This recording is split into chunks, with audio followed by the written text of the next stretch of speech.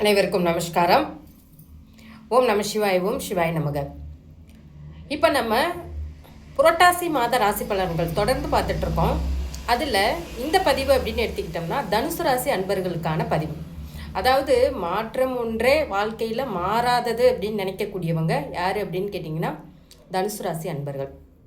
ஒரு விஷயத்தை எடுத்தோம் அப்படின்னா போராடி ஜெயிக்கக்கூடியவங்களாக இருப்பாங்க. இவங்க மிகப்பெரிய போராட்டங்களை சந்திக்கக்கூடிய நபர்களாக இருப்பாங்க. ஆனாலும் மன உறுதியோடு இருக்கக்கூடியவங்க அப்படின்னு எடுத்துக்கலாம். சரிங்களா? பேசிக்கலி இவங்க பார்த்திங்கன்னா இவங்களுடைய ராசி நெருப்பு ராசி. அப்போது எது வந்தாலும் பார்த்துக்கலாம் அப்படிங்கிற தன்மை அப்படிங்கிறது இவங்கள்ட்ட இயற்கையாகவே இருக்கும். சரிங்களா? அந்த மாதிரி ஒரு போராட்டத்திலையும் வெற்றி கண்டிப்பாக இருக்க வேண்டும் என்று நினைக்கக்கூடியவங்க தனுசு ராசி அன்பர்கள். சரி, புரட்டாசி மாதம் இவங்களுக்கு என்ன மாதிரியான நற்பலன்களை கொடுக்க போகுது அப்படிங்கிறத பற்றி பார்க்கலாம்.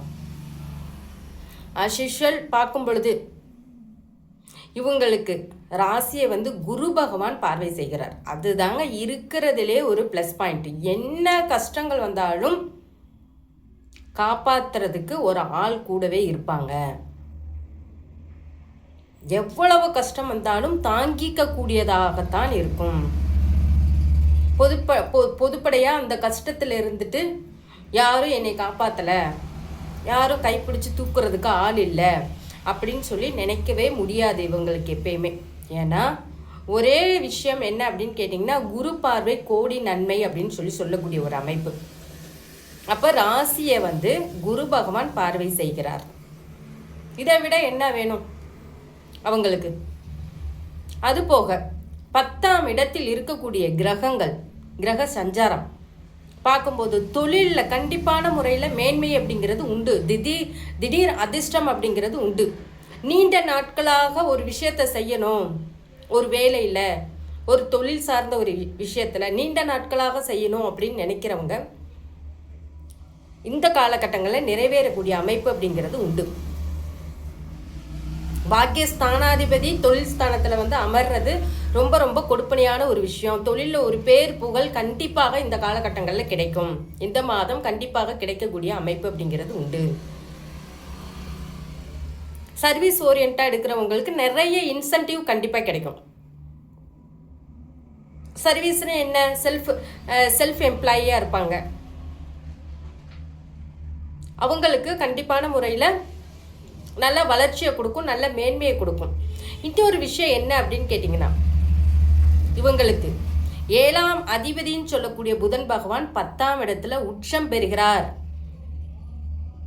அப்போது கணவன் மனைவி இருவருக்குமே பார்த்தீங்கன்னா தொழில் முறையில் மேன்மையான ஒரு விஷயம் அப்படிங்கிறது உண்டு.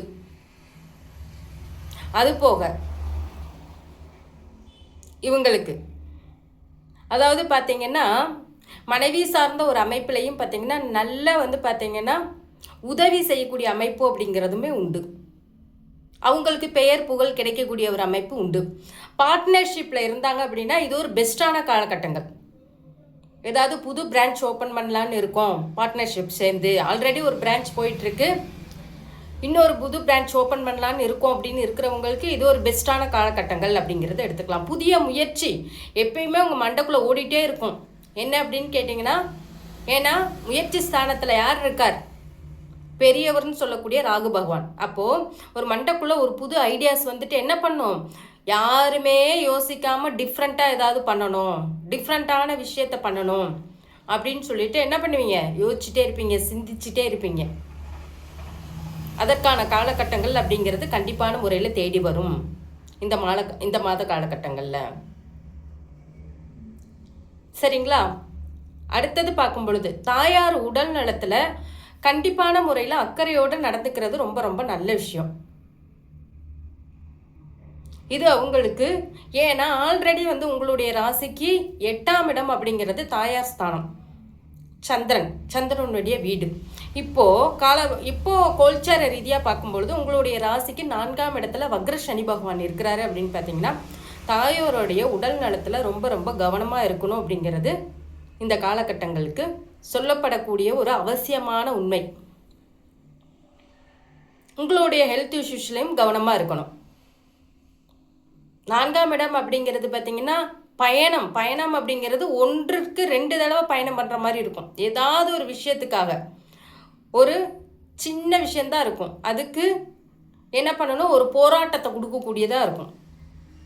வீடு சார்ந்த ஒரு விஷயத்தில் பார்த்தீங்கன்னா இந்த காலகட்டங்களில் ஏதாவது ஒரு வேலை செய்கிற மாதிரி இருக்குது அப்படின்னா இந்த காலகட்டங்களில் வீட்டு வேலைகள் செய்கிறது ரொம்ப நல்ல விஷயம். அடிஷ்னலாக இன்னொரு ரூம் போடுறோம் அப்படின்னு எடுக்கிறவங்க, மேல் மாடி கட்டுறோம் அப்படின்னு நினைக்கிறவங்க இந்த காலகட்டங்களில் நீங்கள் தாராளமாக என்ன பண்ணலாம், கட்டிக்கலாம். சரிங்களா? 2ஆம் இடத்து அதிபதி 4ஆம் இடத்துல உட்கார்ந்துருக்கிறது, வக்ரத்தில் உட்கார்ந்துருக்கிறது, குடும்பத்தோடு சேர்ந்து ஒரு பொருளாதாரத்தை ஏற்படுத்தி கொடுக்கக்கூடிய அமைப்பு இதெல்லாம் உண்டு. தாயார் பேரில் இருக்கக்கூடிய சொத்து உங்களுக்கு கண்டிப்பான முறையில் என்ன கிடைக்கும், அனுகூலமான ஒரு விஷயத்தை கிடைக்கும்.